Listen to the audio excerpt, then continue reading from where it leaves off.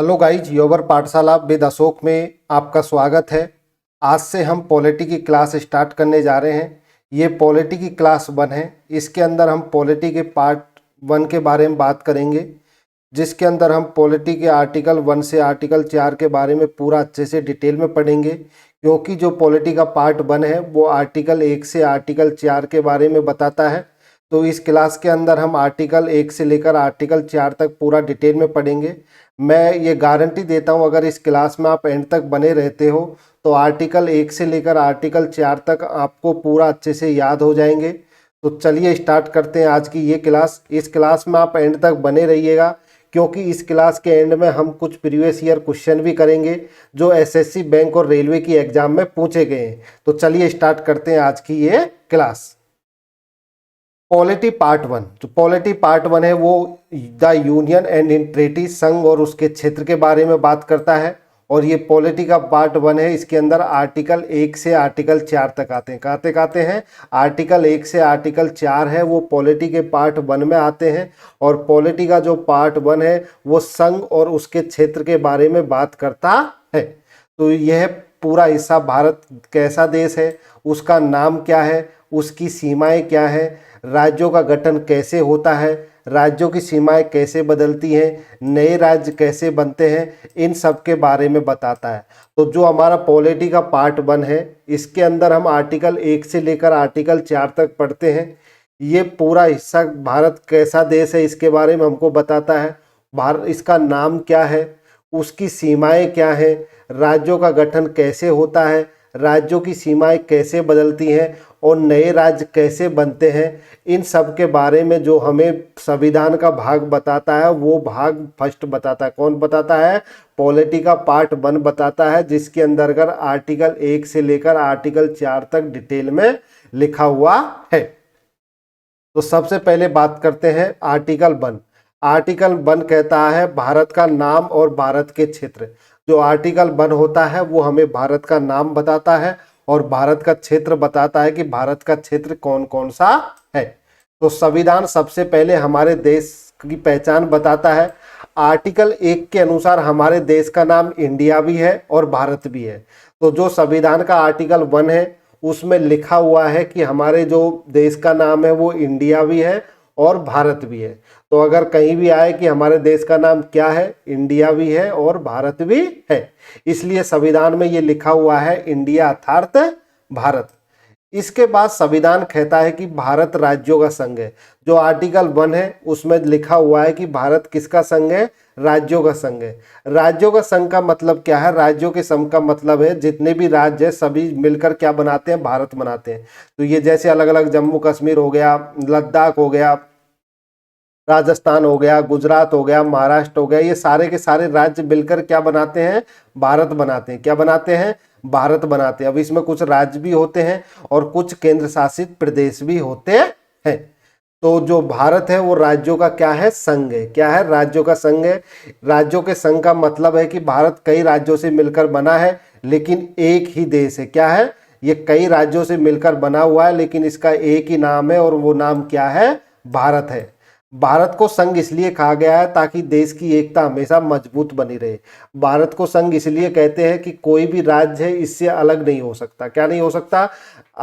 जो भारत को संघ इसलिए कहा गया है, कोई भी राज्य भारत से अलग नहीं हो सकता। इसीलिए इससे क्या बनी हुई होती है? देश की एकता हमेशा मजबूत बनी हुई रहती है। तो राज्यों को अलग होकर देश तोड़ने का अधिकार नहीं दिया गया है। तो आर्टिकल 1 में ये लिखा हुआ है कि भारत अर्थात इंडिया या अर्थात भारत राज्यों का संघ है। राज्यों का संघ से मतलब यह है कि सभी राज्य मिलकर के भारत बनाते हैं। इसके अंदर किसी भी राज्य को अलग होने का अधिकार नहीं दिया गया है। क्या नहीं दिया गया है? अधिकार नहीं दिया गया है। इसलिए क्या कहा जाता है? भारत को संघ इसलिए ही कहा जाता है क्योंकि सारे जो राज्य है वो एक साथ मिलकर भारत बनाते हैं और इससे क्या बनता है? एकता और मजबूती बनी हुई होती है। तो ये क्या है? सभी जितने भी राज्य हैं वो सब मिलकर क्या बनाते हैं? भारत बनाते हैं। अनुच्छेद 1 ये भी बताता है कि भारत का क्षेत्र यानी टेरिटरी क्या है। आर्टिकल जो 1 है वो हमको हमारे देश का नाम तो बताता ही बताता है उसके साथ में हमारे क्षेत्र की क्या बताता है कि हमारा क्षेत्र कौन कौन सा है। तो भारत का क्षेत्र है जो राज्यों से मिलकर बनता है, भारत का क्षेत्र है वो केंद्र शासित प्रदेशों के क्षेत्रों से मिलकर बनता है, और भविष्य में अगर कोई नया क्षेत्र भारत में शामिल किया जाए तो वह भी भारत के किस में आएगा, क्षेत्र में आता है। तो जो भारत है वो तीन चीजों से मिलकर बना हुआ है। एक तो भारत के सभी राज्य हैं, वो भारत को बनाते हैं। उसके साथ साथ कुछ केंद्र शासित प्रदेश होते हैं, जैसे अंडमान निकोबार हो गया, लक्षद्वीप हो गया, ये सारे क्या होते हैं, केंद्र शासित प्रदेश होते हैं। जैसे दिल्ली हो गया, चंडीगढ़ हो गया। तो जो भारत के अंदर है उसके अंदर राज्य भी आता है और यूनियन टेरिटरी भी आती है। और साथ ही साथ में मान लीजिए भविष्य में अगर कोई भी हिस्सा है, अगर उसको हम भारत में जोड़ते हैं, जैसे हम चीन से कोई हिस्सा वापिस लेके हमारे भारत में जोड़ते हैं, तो वो भी किसके अंदर आता है, भारत के अंदर आएगा। किसके अंदर आएगा, भारत के अंदर आएगा। वो भी एक भारत का क्या कहलाएगा, हिस्सा कहलाएगा, वो भारत के क्षेत्र में आएगा। तो आर्टिकल 1 ये बताता है कि भारत का क्षेत्र यानी टेरिटरी में क्या क्या होता है।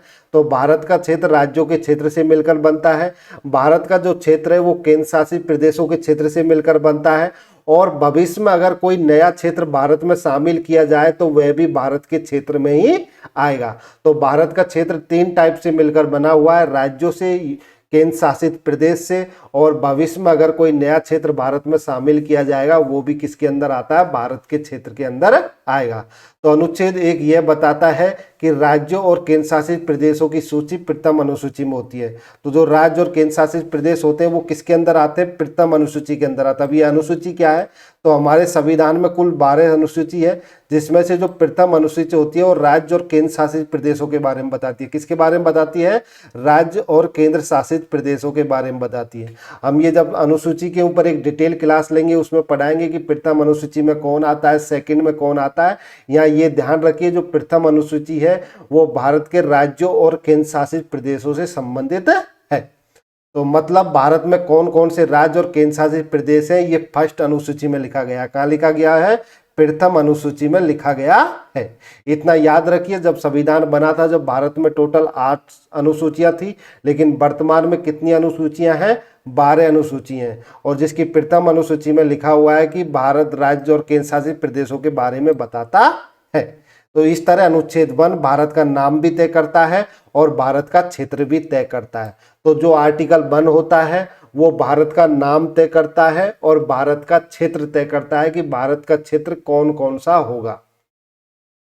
नेक्स्ट अब बात करते हैं आर्टिकल 2। आर्टिकल 2 बात करता है नए राज्यों को भारत में शामिल करना। क्या करना, नए राज्यों को भारत में शामिल करना। अनुच्छेद 2 संसद को यह शक्ति देता है कि वह नए राज्यों को भारत में शामिल कर सकती है। तो आर्टिकल 2 के तहत संसद को यह शक्ति दी गई है कि वह नए राज्यों को भारत में शामिल कर सकती है। इसका मतलब यह है कि किसी नए राज्यों को जोड़ने का अधिकार केवल पार्लियामेंट के पास है। किसके पास है, पार्लियामेंट के पास है। ये याद रखिए, ये क्वेश्चन पूछा जाता है, नए राज्यों को भारत में शामिल करने का अधिकार किसके पास में है, संसद के पास है। अगर भविष्य में कोई नया राज्य भारत में जोड़ा जाएगा तो वह इसी अनुच्छेद के अंतर्गत होगा। किस अनुच्छेद के अंतर्गत आएगा, आर्टिकल 2। अगर मान लीजिए हम भविष्य में बांग्लादेश को भारत में मिलाते हैं तो वो किस अनुच्छेद के तहत होगा, आर्टिकल 2 के तहत होगा। क्यों होगा, क्योंकि हम नया क्षेत्र भारत में क्या कर रहे हैं, शामिल कर रहे हैं। और जब भी कोई नया क्षेत्र भारत में शामिल होगा तो वो किसके तहत होगा, आर्टिकल 2 के तहत होगा। किसके तहत होगा, आर्टिकल 2 के तहत। अगर भविष्य में कोई नया राज्य भारत में जोड़ा जाए तो वो इसी अनुच्छेद के अंतर्गत होगा। इसलिए अनुच्छेद 2 भारत में नए राज्य के प्रवेश का रास्ता बताता है।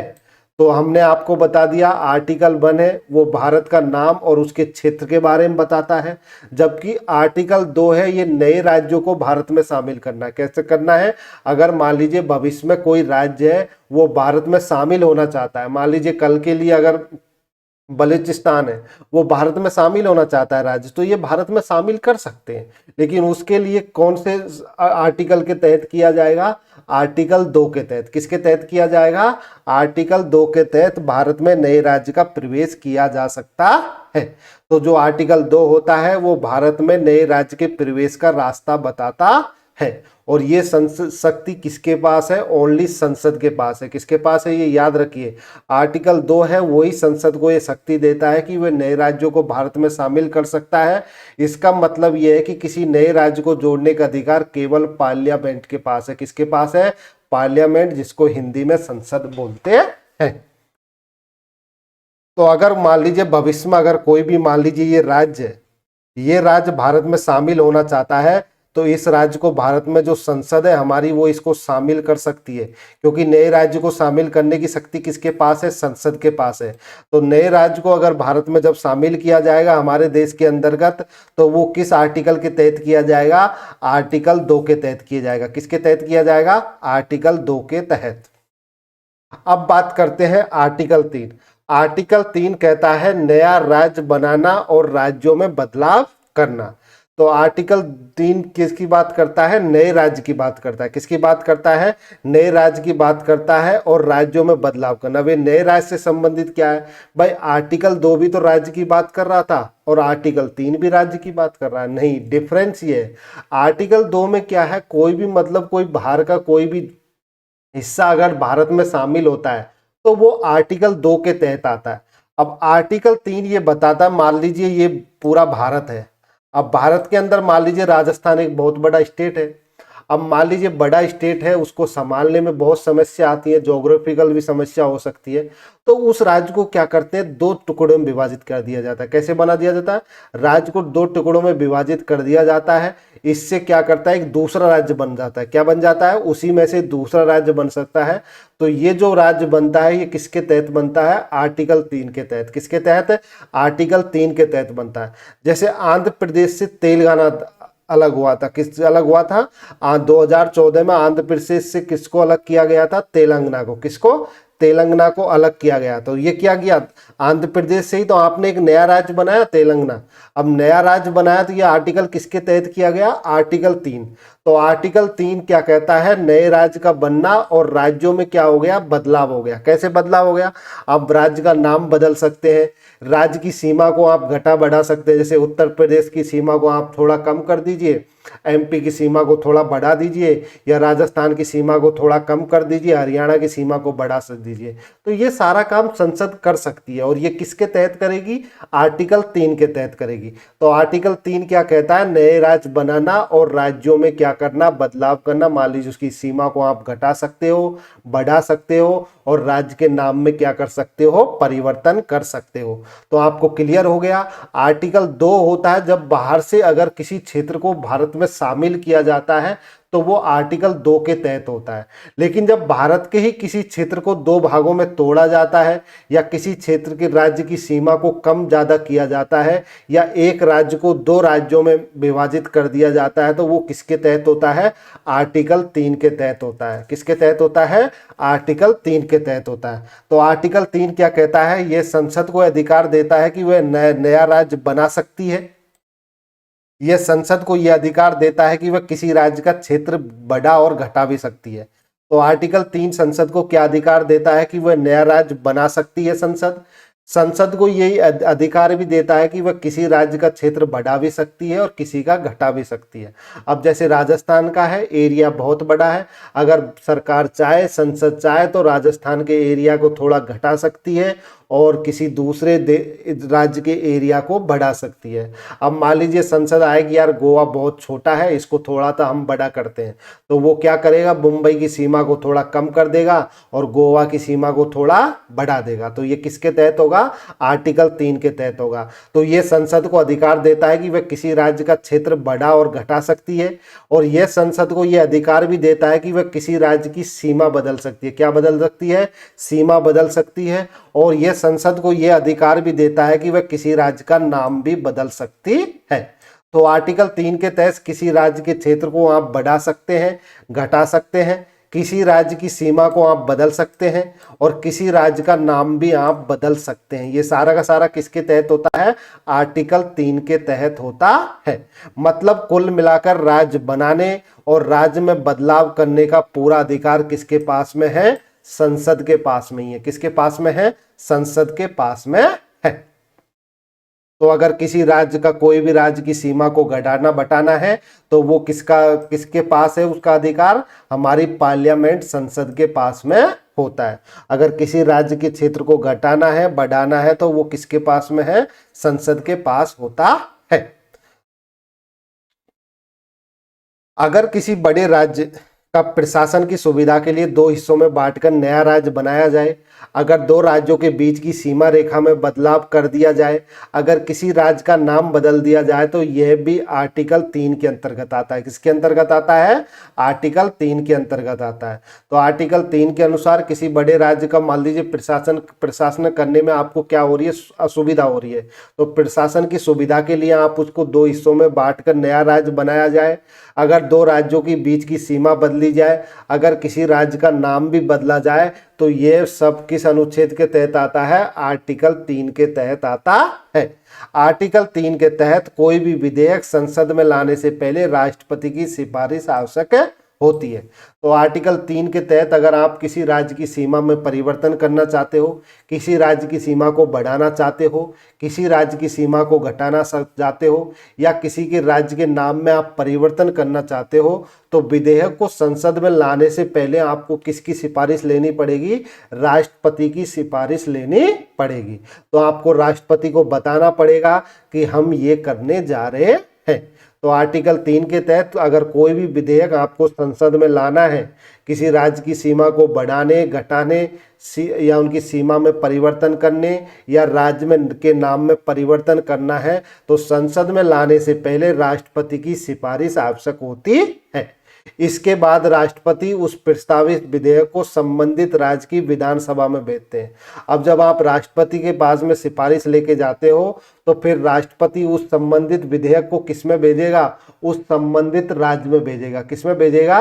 राज्य में भेजेगा। अब जैसे मान लीजिए राजस्थान है, आप राजस्थान की सीमा में परिवर्तन करना चाहते हो, तो संसद किसके पास जाएगी? राष्ट्रपति के पास अपना प्रस्ताव लेकर जाएगी। फिर राष्ट्रपति क्या करेगा? उस विधेयक को संबंधित राज्य, अगर राजस्थान है तो राजस्थान की विधानसभा को भेज देगा। किसको भेज देगा? राजस्थान की विधानसभा को भेज देगा। उसके बाद राजस्थान की विधानसभा उस पर क्या देगी? अपनी राय दे सकती है। क्या देती है? वो अपनी राय दे सकती है। अब वो मना नहीं कर सकती कि भाई आप मेरे राज्य की सीमा में परिवर्तन नहीं कर सकते। ये राज्य सरकार की अधिकार क्षेत्र में नहीं है, बस वो अपनी राय उस पर दे सकती है, वो उस पर मना नहीं कर सकती। तो राज्य की विधानसभा उस पर अपनी राय देती है। लेकिन सबसे महत्वपूर्ण बात यह है कि राज्य की राय मानना संसद के लिए जरूरी नहीं है। तो क्या है? मान लीजिए आपको संसद में कोई भी विधेयक लेके आना है, तो सबसे पहले राष्ट्रपति की सिफारिश आवश्यक होती है। राष्ट्रपति उस प्रस्तावित विधेयक को संबंधित राज्य को भेज देता है।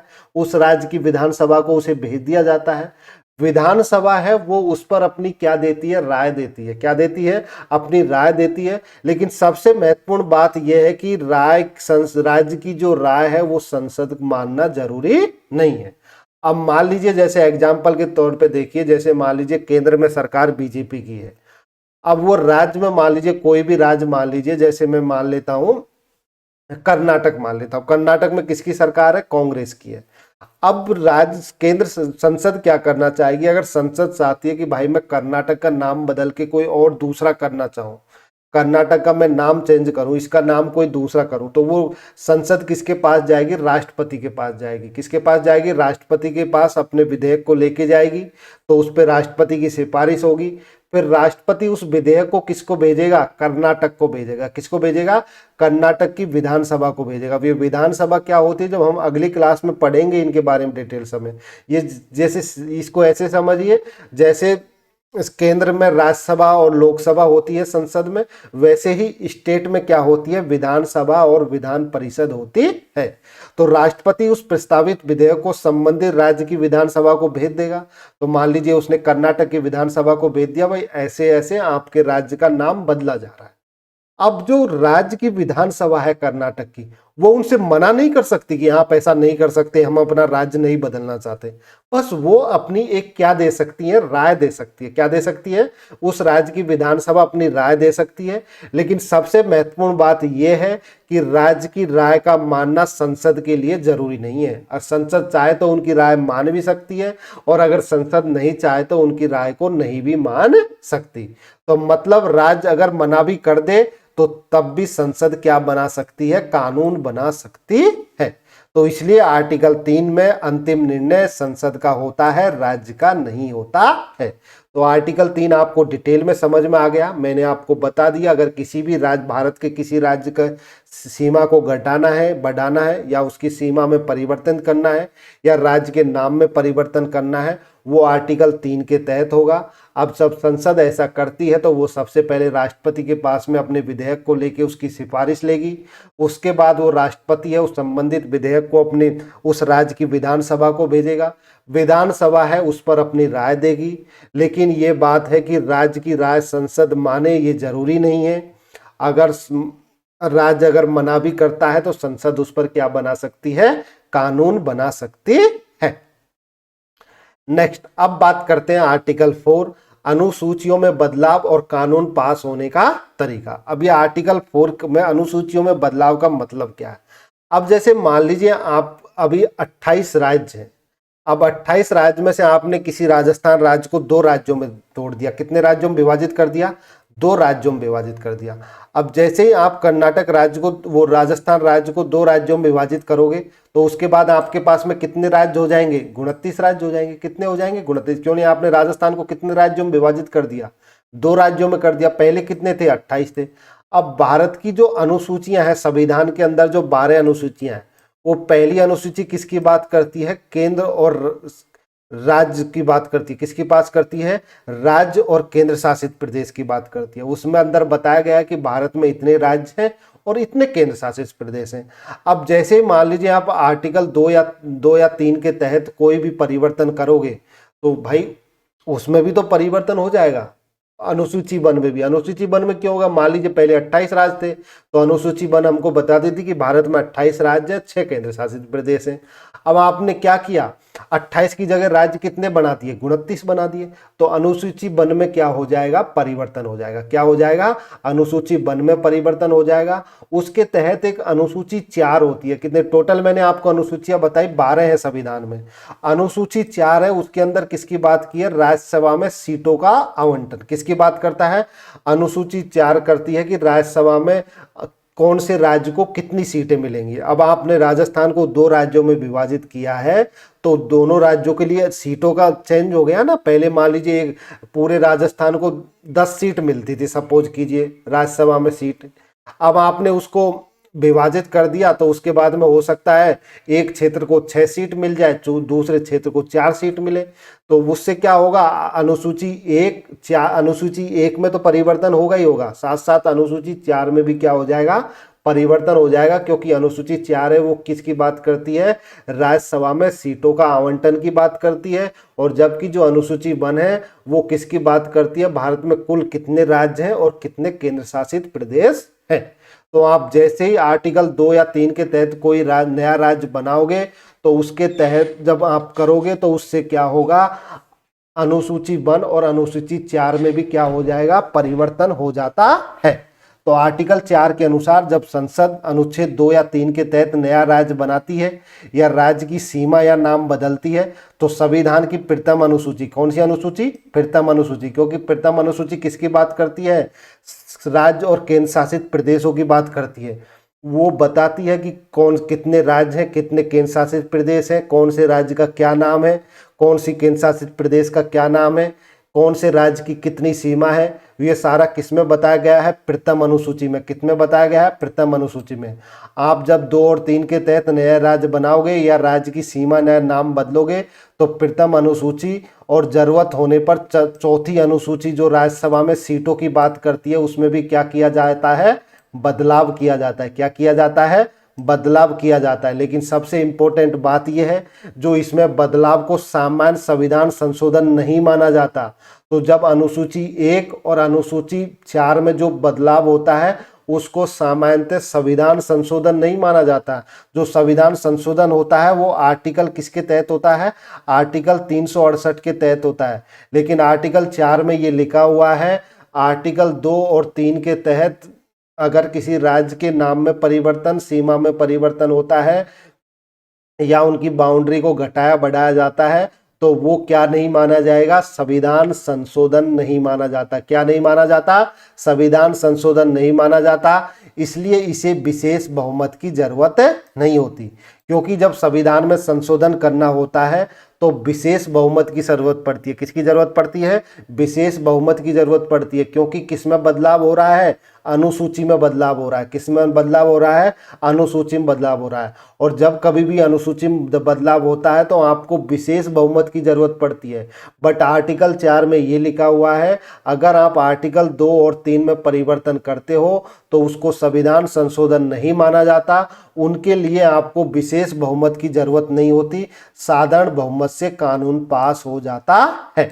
तो जब अगर आर्टिकल 4 में ये कहा गया है, अगर 2 और 3 के तहत किसी राज्य की सीमा में परिवर्तन होता है, नए राज्य को आप शामिल करते हो आर्टिकल 2 के तहत, या आर्टिकल 3 के तहत सीमा में परिवर्तन करते हो, एक राज्य को 2 राज्यों में विभाजित करते हो या उनके नाम में परिवर्तन करते हो, तो वो संविधान संशोधन नहीं माना जाता। आर्टिकल 4 के तहत वो क्या माना जाता है, एक साधारण बहुमत से कानून पास करके आप संशोधन कर सकते हो। इसके लिए आपको किसी विशेष बहुमत की जरूरत नहीं पड़ती। अब ये विशेष बहुमत क्या होता है, साधारण बहुमत क्या होता है, जब आपको संविधान संशोधन के बारे में बताएंगे, आर्टिकल 368 के बारे में डिटेल से क्लास लेंगे, उसमें पढ़ाया जाएगा। यहाँ बस इतना सा याद रखिए, आर्टिकल 4 के तहत जब आर्टिकल 2 और 3 में नए राज्य बनते हैं या राज्य की सीमाएं नाम बदलती है तो संविधान की प्रथम अनुसूची में और जरूरत पड़ने पर चौथी अनुसूची में भी बदलाव किया जाता है। लेकिन इस बदलाव को सामान्यतः संविधान संशोधन नहीं माना जाता आर्टिकल 368 के तहत। इसलिए इसके लिए आपको किसी विशेष बहुमत की जरूरत नहीं होती, साधारण बहुमत से भी कानून पास हो जाता है। तो मैंने आपको बताया पॉलिटी के हमने पार्ट 1 की बात की, उसमें हमने भारत का राज्य और केंद्र शासित प्रदेशों के बारे में बात की। आर्टिकल 1 किसकी बात करता है, भारत का नाम क्या है और उसका कौन सा एरिया है, उसका क्षेत्र क्या है। आर्टिकल 2 बात करता है भारत में नए राज्य को शामिल करना। भारत में अगर कोई राज्य शामिल होना चाहता है तो वो राज्य भारत में शामिल हो सकता है, उसके लिए किसके तहत होगा, वो आर्टिकल 2 के तहत होगा। लेकिन आर्टिकल 3 कहता है अगर भारत का कोई भी राज्य को एक राज्य से को 2 राज्यों में विभाजित किया जाए, किसी राज्य की सीमा को घटाया बढ़ाया जाए तो या किसी राज्य के नाम में परिवर्तन किया जाए तो वो आर्टिकल 3 के तहत होता है। और जबकि आर्टिकल 4 ये कहता है कि अगर आर्टिकल 2 और 3 के तहत किसी राज्य के नाम को बदला जाए, सीमा में परिवर्तन किया जाए या किसी राज्य को शामिल किया जाए तो उसको एक सामान्यतः संविधान संशोधन नहीं माना जाता। क्या नहीं माना जाता, संविधान संशोधन नहीं माना जाता। इसलिए हमें इसके लिए विशेष बहुमत की जरूरत नहीं होती, क्योंकि जब संविधान संशोधन करना होता है तो विशेष बहुमत की जरूरत पड़ती है। लेकिन इन आर्टिकल 2 और 3 के तहत जब आप संशोधन कर रहे हो तो आपको विशेष बहुमत की जरूरत नहीं होती, साधारण बहुमत से कानून पास हो जाता है। तो अभी तक हमने पॉलिटी के पार्ट 1 आर्टिकल 1 से लेकर आर्टिकल 4 तक पूरा अच्छे से डिटेल में पढ़ा। अब हम इससे रिलेटेड कुछ क्वेश्चंस करते हैं जो previous year SSC, bank, railway की एग्जाम में पूछे गए हैं। तो चलिए स्टार्ट करते हैं क्वेश्चन। पहला क्वेश्चन है, भारतीय संविधान के अनुसार भारत का नाम क्या है।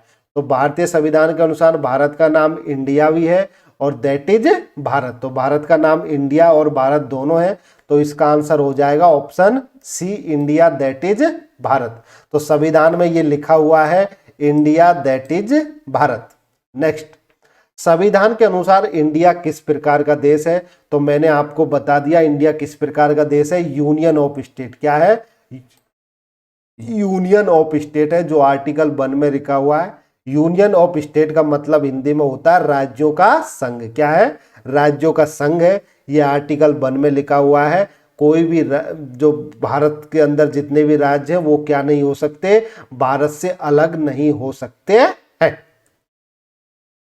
आर्टिकल 1 किस विषय से संबंधित है? तो आर्टिकल 1 है वो name and territory of union. किसकी बात करता है? नाम की बात करता है और क्षेत्र की बात करता है। किसकी बात करता है? भारत का नाम और क्षेत्र बताता है, इसलिए इसका आंसर हो गया ऑप्शन सी। नेक्स्ट, भारत के स्टेट्स और यूनियन टेरिटरी की सूची कहाँ दी गई है? तो जो भारत के स्टेट और यूनियन टेरिटरी की जो सूची दी गई है वो कहाँ दी गई है? प्रथम अनुसूची में। कौन सी अनुसूची में दी गई है? प्रथम अनुसूची में दी गई है।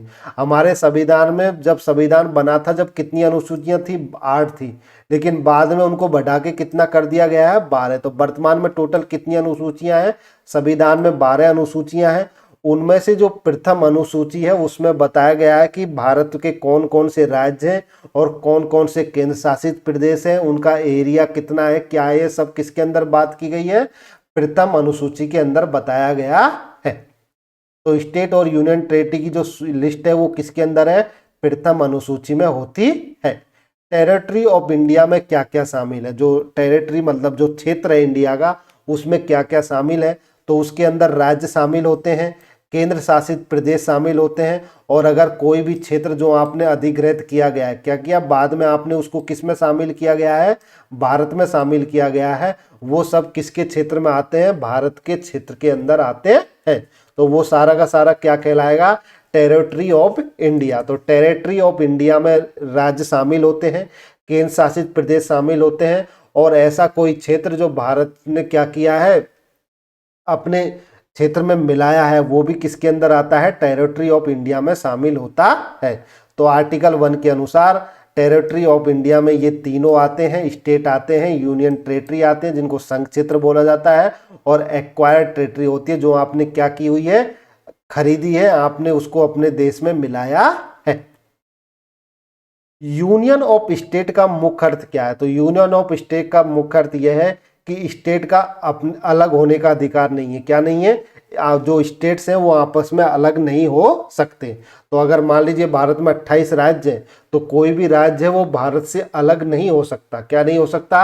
अलग नहीं हो सकता। ये आर्टिकल 1 में कहा गया है। तो यूनियन का अर्थ है भारत की यूनिटी मजबूत है और स्टेट अलग नहीं हो सकते हैं। नेक्स्ट, नए स्टेट को इंडिया में इंक्लूड करने की पावर किसके पास है? अगर कोई भी राज्य है उसको भारत में शामिल करना है तो वो किसके पास पावर है? संसद के पास है। किसके पास है? संसद के पास है। तो आर्टिकल 2 के तहत ये पावर किसको दी गई है? पार्लियामेंट को दी गई है। अगर किसी भी नए राज्य को भारत में शामिल करना है तो नए राज्य में भारत को शामिल करने का अधिकार किसको दिया गया है? संसद को दिया गया है। ये आर्टिकल 2 के तहत किया गया है। लेकिन अगर किसी राज्य की सीमा में परिवर्तन करना है, नाम में परिवर्तन करना है, या राज्य की सीमा को घटाना बढ़ाना है, ये किसके तहत होता है? आर्टिकल 3 के तहत होता है। तो आर्टिकल 2 किससे संबंधित है? न्यू स्टेट का एडमिशन और इस्टेब्लिशमेंट। नए राज्य को भारत में शामिल करने का अधिकार किसके तहत होता है? आर्टिकल 2 में दिया गया है। तो आर्टिकल 2 नए स्टेट को एडमिट या इस्टेब्लिश करने के लिए है। नेक्स्ट, आर्टिकल 3 किससे संबंधित? तो आर्टिकल 3 किससे संबंधित है? स्टेट का फॉर्मेशन या उसको क्या करना? चेंज करना। क्या करना? एक स्टेट से 2 स्टेट बनाना, उनकी बाउंड्रियों में परिवर्तन करना या उसके नाम में परिवर्तन करना, ये किसके तहत होता है? आर्टिकल 3 के तहत होता है। तो आर्टिकल 3 नया स्टेट बनाना, और अगर कोई एग्जिटिंग स्टेट है उसमें क्या करना? बदलाव से है। किससे संबंधित है? बदलाव से संबंधित। मतलब एग्जिटिंग स्टेट का मतलब आपके पास में कोई स्टेट है, आप उसकी सीमा को घटा बढ़ा रहे हो, वो किसके तहत होता है? आर्टिकल 3 के तहत होता है। नेक्स्ट, नए स्टेट का निर्माण किस आर्टिकल के तहत होता है? तो अगर आपको नया कोई भी राज्य बनाना है तो वो किसके तहत होता है? आर्टिकल 3 के तहत होता है। किसके तहत होता है? आर्टिकल 3 के तहत होता है। जबकि किसी नए स्टेट को अगर आप भारत में शामिल करते हो, किसी बाहर का कोई क्षेत्र को जब आप भारत में शामिल करते हो तो वो आर्टिकल 2 के तहत होता है। लेकिन अगर कोई नए स्टेट का निर्माण एक स्टेट को तोड़ करके करते हो तो वो किसके तहत होता है? आर्टिकल 3 के तहत होता है। तो आर्टिकल 3 नए स्टेट का निर्माण की बात करता है। किस स्टेट का एरिया बढ़ाना किस आर्टिकल के तहत होता है? तो अगर किसी स्टेट के एरिया को बढ़ाना घटाना है या नाम में परिवर्तन करना है तो वो किसके तहत होता है? आर्टिकल 3 के तहत होता है। किसी स्टेट का एरिया घटाना किसके अंतर्गत आता है? तो ये भी आर्टिकल 3 के अंतर्गत आता है। किसी स्टेट की बाउंड्री बदलना किस आर्टिकल के तहत आता है, तो ये भी आर्टिकल 3 के तहत आता है।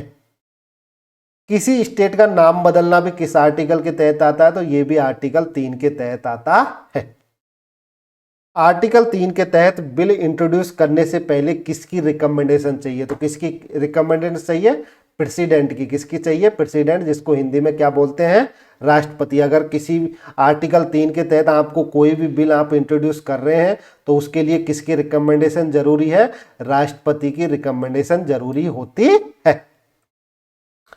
आर्टिकल 3 के बिल पर स्टेट लेजिस्लेचर की भूमिका क्या है, तो आर्टिकल 3 के तहत जब कोई बिल बनाया जाता है तो उसमें स्टेट की भूमिका क्या होती है, तो स्टेट की भूमिका क्या होती है, केवल वो अपना क्या दे सकता है, ओपिनियन दे सकता है। क्या दे सकता है, वो अपनी राय दे सकता है, लेकिन उसकी राय को संसद माने ये जरूरी नहीं है।